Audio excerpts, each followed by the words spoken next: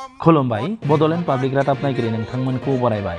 आसाम गौरब बान्था मोनगिरि रुंसारि कल्पना बर'नि मुसुखाखौ गिबि मन्त्रि डक्टर हिमन्त बिश्व शर्माया दिनै रौता बालिसिया गामियाव बिथांनि गामियावनो बेखेवनानै होयो। रुंसारि कल्पना बर'आ गावनि जिउखौ जुनियायै गथ'सा आरो अंगनबाड़ी नेटवर्कखौ गोख्रों खालामनानै रायजोनि मोजांनि थाखाय बाउसोमदोंमोन। बे हाबाफारियाव केबिनेट मन्त्रि जयन्त मल्ल बर'आ लोगोसे बिपिसिनि गाहाय मावफुं सोद्रोमा प्रमद बर'आबो नुजाथिदोंमोन।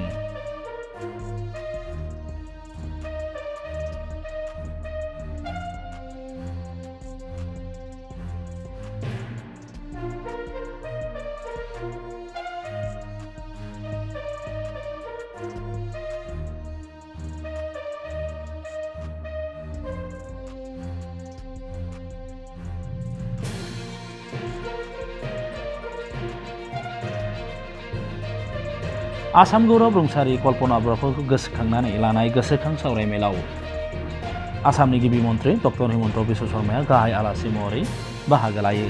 बेराफारसे बे सावरायमेलावनो दुलाराय बर' फरायसा आफादनि आफादगिरि मुस्रि दिपेन बर' आरो बोसोनगिरि खुंख्रा स्वर्गियारियाबो बाहागो लादोंमोन।